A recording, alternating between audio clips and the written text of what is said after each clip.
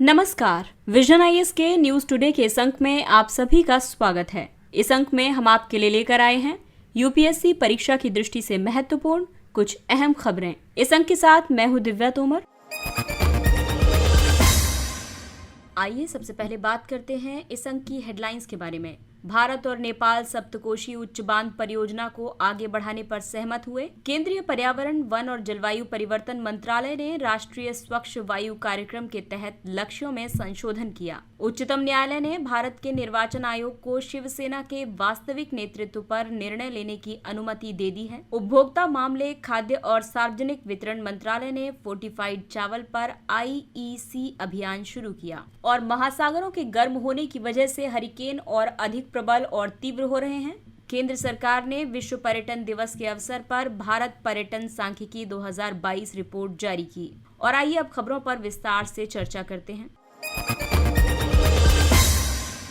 भारत और नेपाल सप्तकोशी उच्च बांध परियोजना को आगे बढ़ाने पर सहमत हुए। सप्तकोशी उच्च बांध एक बहुउद्देशीय परियोजना है। इसके तहत सप्तकोशी नदी पर कई उद्देश्यों से बांध का निर्माण प्रस्तावित है। इस बांध का उद्देश्य है दक्षिण पूर्वी नेपाल और उत्तरी बिहार में बाढ़ नियंत्रण करना और जल विद्युत का उत्पादन करना। भारत और नेपाल के संबंध जल विद्युत के सहयोग के लिए काफी महत्वपूर्ण है, क्योंकि ये सहयोग भारत के लिए ऊर्जा का एक वैकल्पिक स्रोत प्रदान करेगा। इससे कोयला आधारित विद्युत संयंत्रों पर गंभीर दबाव को कम किया जा सकेगा। साथ ही ये नेपाल को आत्मनिर्भरता प्राप्त करने में सहायता करेगा और निर्यात के माध्यम से विदेशी मुद्रा अर्जित करने में भी मदद करेगा। इससे नेपाल में चीन के भू राजनीतिक प्रभाव को कम करने में मदद मिलेगी और इसके अलावा वहां भारत की उपस्थिति भी मजबूत होगी। हाल ही में नेपाल और भारत ने एक समझौता ज्ञापन पर हस्ताक्षर किए थे। ये MOU पश्चिम सेती और सेती नदी परियोजनाओं को विकसित करने से संबंधित था। आपको बता दें कि पहले इन परियोजनाओं को नेपाल चीन के साथ पूरी करने वाला था। वर्ष 2018 में पुनर्स्थापना और पुनर्वास के मुद्दों का हवाला देते हुए चीन इन परियोजनाओं से पीछे हट गया था। इन परियोजनाओं को बांग्लादेश, भूटान, भारत, नेपाल फ्रेमवर्क के तहत अन्य क्षेत्रीय भागीदारों तक भी विस्तारित किया जा सकता है। इसका उद्देश्य सीमा पार ऊर्जा सहयोग को बढ़ाना है। जल विद्युत सहयोग में सुधार के लिए किए जाने वाले जो उपाय हैं, उसमें प्रारंभिक चरण में निवेश की संभावनाओं का उचित अध्ययन किया जाएगा। नेपाल की विद्युत जरूरतों को पर्याप्त रूप से पूरा करने के लिए भारतीय प्राधिकरण संशोधित विद्युत दरों और बिजली की साझेदारी पर वार्ता करेंगे। दोनों देश समानता के आधार पर इस समझौते से जुड़े रहेंगे। इससे एक दूसरे की चिंताओं को प्रभावी ढंग से संबोधित किया जा सकेगा। और आइए अब जानते हैं सप्तकोशी नदी के बारे में। सप्तकोशी नदी अनिरंतर प्रवाह वाली नदी है। ये नेपाल और भारत दोनों देशों से प्रवाहित होती है। ये गंगा की सबसे बड़ी सहायक नदियों में से एक है। सप्तकोशी नेपाल की सबसे बड़ी नदी है। ये 7 बड़ी सहायक नदियों से मिलकर बनी है। ये 7 सहायक नदियां हैं: तामाकोशी, अरुण कोशी, दूध कोशी, तमुर कोशी, भोटे कोशी, सुन कोशी और इंद्रावती। अगली खबर वायु प्रदूषण से संबंधित है। केंद्रीय पर्यावरण, वन और जलवायु परिवर्तन मंत्रालय ने राष्ट्रीय स्वच्छ वायु कार्यक्रम के तहत लक्ष्यों में संशोधन किया। राष्ट्रीय स्वच्छ वायु कार्यक्रम के तहत केंद्रीय पर्यावरण, वन और जलवायु परिवर्तन मंत्रालय ने वर्ष 2026 तक पार्टिकुलेट मैटर में 40% तक की कमी करने का लक्ष्य निर्धारित किया। पहले वर्ष 2024 तक 20% से 30% की कमी का लक्ष्य रखा गया था।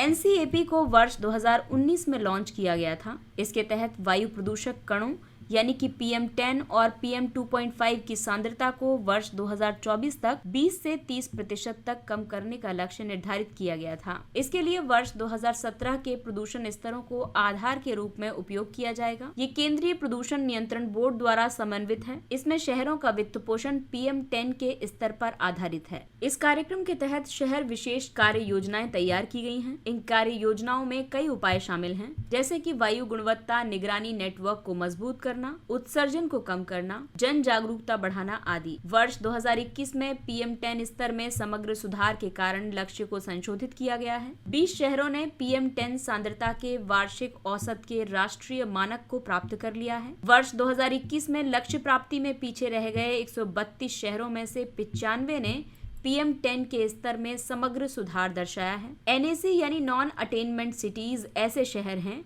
जिनकी वायु गुणवत्ता वर्ष 2011 से वर्ष 2015 के राष्ट्रीय परिवेशी वायु गुणवत्ता मानकों को पूरा नहीं करती हैं। वहीं प्राण पोर्टल NCAP के कार्यान्वयन की निगरानी करता है।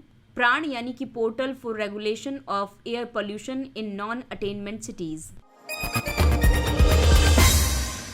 अगली खबर निर्वाचन आयोग और क्षेत्रीय दलों से संबंधित है। उच्चतम न्यायालय ने भारत के निर्वाचन आयोग को शिवसेना के वास्तविक नेतृत्व पर निर्णय लेने की अनुमति दे दी है। उच्चतम न्यायालय ने निर्वाचन आयोग को असली शिवसेना दल और उसके चुनाव चिन्ह के दावों पर 2 अलग अलग गुटों की याचिका पर निर्णय लेने की अनुमति दे दी है। यदि किसी मान्यता प्राप्त राष्ट्रीय और राज्य दल में 2 प्रतिद्वंदी गुट बनते हैं तो उस दल का प्रतिनिधित्व किसी गुट को दिया जाएगा। इस संबंध में निर्वाचन प्रतीक आरक्षण और आवंटन आदेश 1968 ECI को निर्णय लेने का अधिकार प्रदान करता है। ECI का निर्णय बाध्यकारी होता है।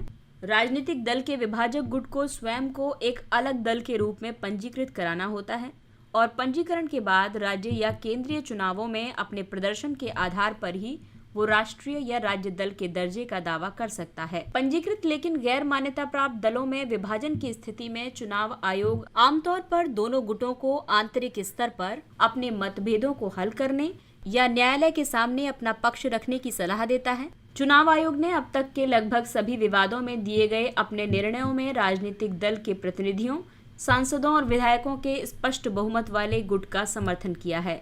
कई बार ऐसा भी होता है जब चुनाव आयोग राजनीतिक दल के संगठन के भीतर दावेदार गुटों के समर्थकों की संख्या निर्धारित करने में असमर्थ हो जाता है और ऐसी स्थिति पदाधिकारियों की सूची पर विवाद की वजह से उत्पन्न होती है। तब चुनाव आयोग केवल निर्वाचित सांसदों और विधायकों के बहुमत के आधार पर निर्णय लेता है।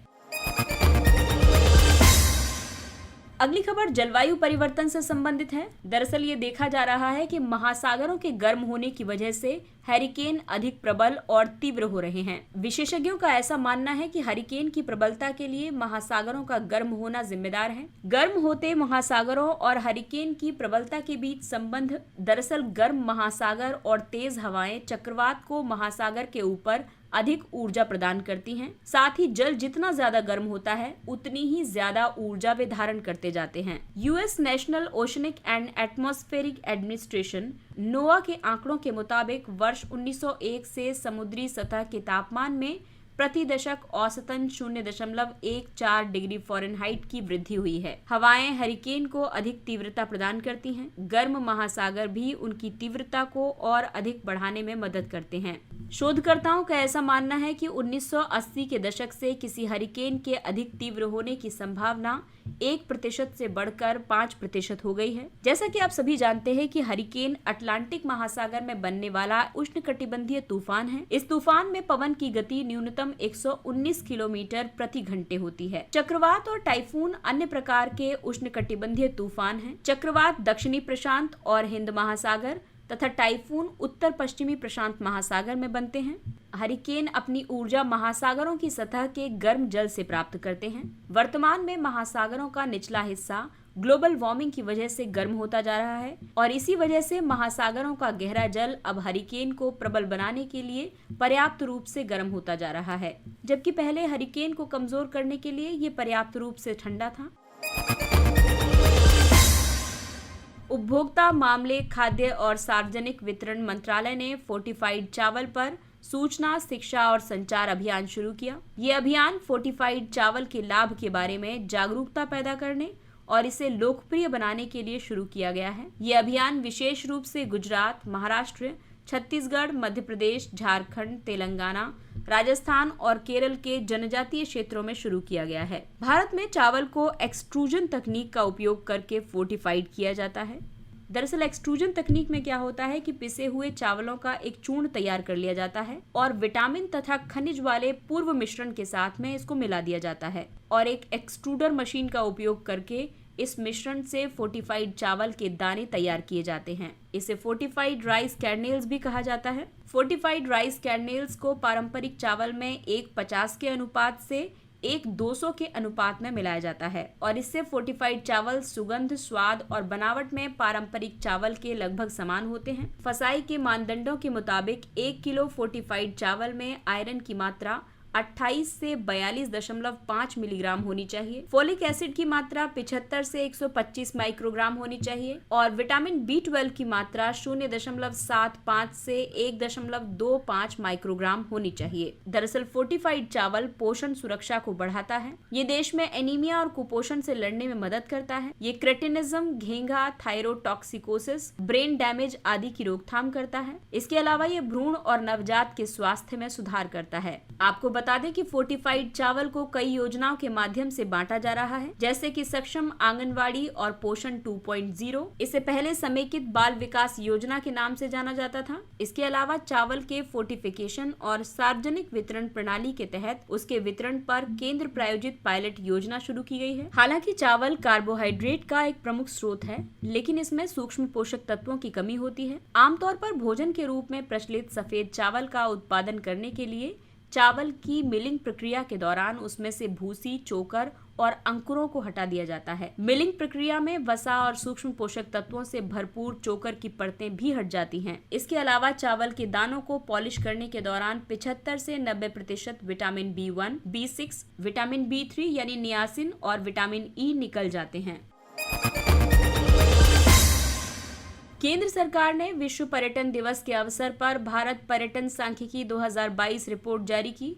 रिपोर्ट में दिए गए आंकड़ों के मुताबिक वर्ष 2021 में कोविड-19 महामारी और इस वजह से लगे प्रतिबंधों के कारण भारत में विदेशी पर्यटकों के आगमन में 44.5% की गिरावट दर्ज की गई थी। इस रिपोर्ट के अन्य निष्कर्षों में कहा गया कि जिन देशों से अधिकतर विदेशी पर्यटक भारत आए हैं वे हैं संयुक्त राज्य America, United kingdom, Bangladesh, Canada, Nepal, Afghanistan और ऑस्ट्रेलिया। वहीं देश से बाहर जाने वाले भारतीय नागरिकों की संख्या में वर्ष 2021 में 7.3% की वृद्धि देखी गई है। वर्ष 2021 में भारतीयों के लिए संयुक्त अरब अमीरात सर्वोच्च प्राथमिकता वाला गंतव्य था। इसके बाद संयुक्त राज्य अमेरिका, कतर, ओमान और यूनाइटेड किंगडम का स्थान है। दुनिया भर के सभी पर्यटकों में भारत के पर्यटकों का हिस्सा केवल 1.64% है। भारत में घरेलू पर्यटन में 11.05% की वृद्धि के साथ मामूली सुधार देखा गया है। वर्ष 2021 में वैश्विक यात्रा और पर्यटन विकास सूचकांक में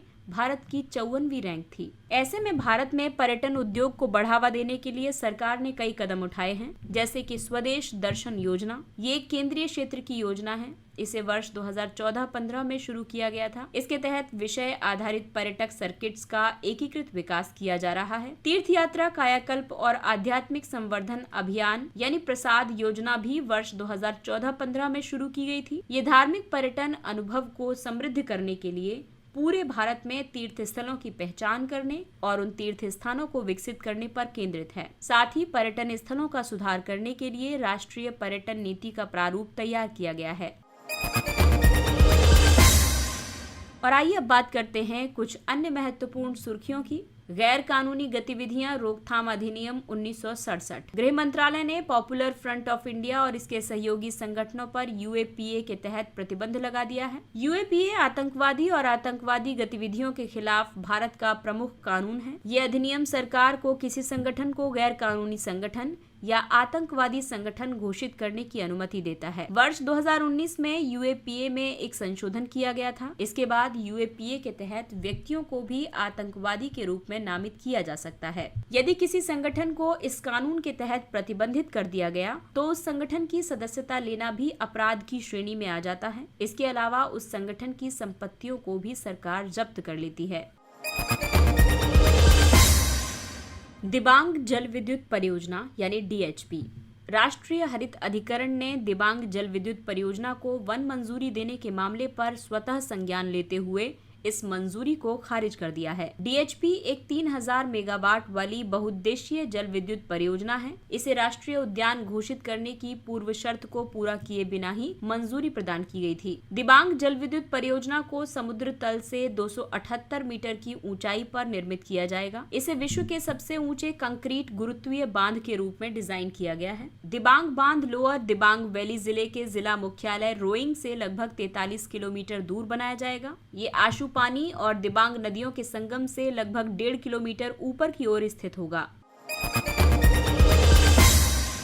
कार्ल गुस्ताफ M4। स्वीडन ने घोषणा की है कि वो भारत में अपनी कार्ल गुस्ताफ M4 हथियार प्रणाली का निर्माण करेगा। भारतीय सेना वर्ष 1976 से कार्ल गुस्ताफ का उपयोग कर रही है। वर्तमान में सेना इसके MK2 और MK3 संस्करणों का परिचालन कर रही है। कार्ल गुस्ताफ रिकॉइललेस राइफल एक मैन पोर्टेबल और मल्टी रोल हथियार प्रणाली है। ये प्रणाली सैनिकों को आधुनिक युद्ध क्षेत्र में कई चुनौतियों से प्रभावी ढंग से निपटने में सक्षम बनाती है।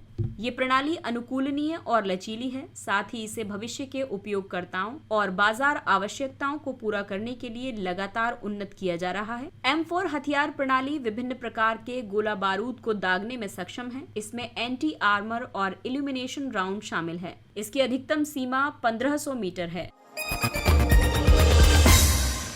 Very short range air defence system missile VS होराड्स। रक्षा अनुसंधान और विकास संगठन DRDO ने VS होराड्स मिसाइल का सफल परीक्षण किया है। ये एक man portable air defence system है। इसे DRDO ने स्वदेशी रूप से डिजाइन और विकसित किया है। ये मिसाइल कम दूरी पर कम ऊंचाई वाले हवाई खतरों को निष्प्रभावी कर सकती है। इसे दोहरे प्रणोद वाली ठोस मोटर द्वारा गतिमान किया जाता है। इसमें मिनिएचराइज्ड रिएक्शन कंट्रोल सिस्टम और एकीकृत वैमानिकी सहित अनेक नवीन प्रौद्योगिकियां शामिल हैं। आधुनिक तकनीकों से सुसज्जित ये नई मिसाइल सशस्त्र बलों को और तकनीकी प्रोत्साहन प्रदान करेगी। Kamikaze drone. भारतीय सेना पूर्वी लद्दाख में कामिकेज ड्रोन तैनात करने के लिए तैयार है। कामिकेज ड्रोन छोटे आकार के मानव रहित विमान हैं। ये विस्फोटक पदार्थों से लैस होते हैं। ये किसी टैंक या सैन्य टुकड़ी के ऊपर उड़ान भर सकते हैं। इनसे टकराने के बाद इनमें विस्फोट होता है और विस्फोट के बाद ये काफी क्षति पहुंचाते हैं। इन्हें स्विच ब्लेड ड्रोन्स भी कहा जाता है, क्योंकि इन्हें लॉन्च करने पर इनके ब्लेड जैसे विंग्स निकलते हैं। कामिकेज ड्रोन का रडार की सहायता से पता लगा पाना कठिन होता है। ये बिना मानवीय हस्तक्षेप के अपने लक्ष्य को भेद सकते हैं। ये फेशियल रिकॉग्निशन तकनीक पर आधारित होते हैं। ये विस्फोट के दायरे को सीमित कर सकते हैं और साथ ही ये लागत प्रभावी भी होते हैं। सित्तनवासल गुफा मंदिर। सित्तनवासल गुफा मंदिर द्वितीय शताब्दी में निर्मित किया गया था। ये जैन धर्म को समर्पित गुफा मंदिर है। ये गुफा मंदिर तमिलनाडु के पुदुकोट्टई जिले के सित्तनवासल गांव में स्थित है। सित्तनवासल जैन संतों का निवास स्थल हुआ करता था। सित्तनवासल गुफा मंदिर के भित्ति चित्रों को लगभग 4वीं से 6वीं शताब्दी में फ्रेस्को सेको तकनीक का उपयोग करके उत्कीर्ण किया गया था। इस तकनीक में दीवार पर गीले चूने का प्लास्टर किया जाता है और इसके बाद चित्रकारी की जाती है। इन भित्ति चित्रों में वनस्पति रंगों और खनिज तत्वों तथा क्ले पिगमेंट के मिश्रण से बने रंगों का उपयोग किया जाता है। इसमें पीले रंग के लिए गेरू और भूरे और हरे रंग के लिए टेरे वर्टे का उपयोग किया जाता है। ये चित्रकला अजंता और एलोरा की गुफाओं में की गई चित्रकारी के समान प्रतीत होती है।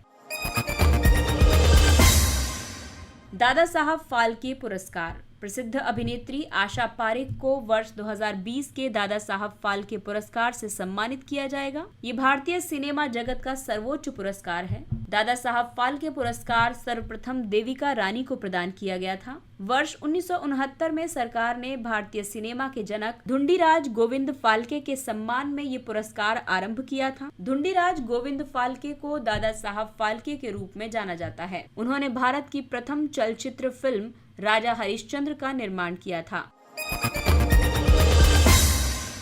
और आइए अब बात करते हैं सुर्खियों में रहे व्यक्तित्व के बारे में। शहीद भगत सिंह। शहीद भगत सिंह का जन्म 27 सितंबर 1907 को हुआ था और 23 मार्च 1931 को उन्हें फांसी दे दी गई थी। स्वतंत्रता सेनानी भगत सिंह की 115वीं जयंती पर उन्हें श्रद्धांजलि देते हुए चंडीगढ़ हवाई अड्डे का नाम बदलकर शहीद भगत सिंह अंतर्राष्ट्रीय हवाई अड्डा कर दिया गया है। भगत सिंह का जन्म फैसलाबाद जिले के बंगा गांव में हुआ था। ये गांव वर्तमान में पाकिस्तान के पंजाब प्रांत में है। भगत सिंह की शिक्षा दयानंद एंग्लो वैदिक हाई स्कूल और नेशनल कॉलेज लाहौर से हुई थी। वर्ष 1926 में भगत सिंह ने नौजवान भारत सभा की स्थापना की थी। वर्ष 1929 में उन्होंने दिल्ली में सेंट्रल असेंबली हॉल में बम फेंका था और इंकलाब जिंदाबाद के नारे लगाए थे। ये बम उन्होंने बटुकेश्वर दत्त के साथ मिलकर सार्वजनिक सुरक्षा विधेयक यानी पब्लिक सेफ्टी बिल और व्यापार विवाद विधेयक का विरोध करने के लिए फेंका था। भगत सिंह ने मैं नास्तिक क्यों हूँ और जेल डायरी जैसी पुस्तकें लिखी।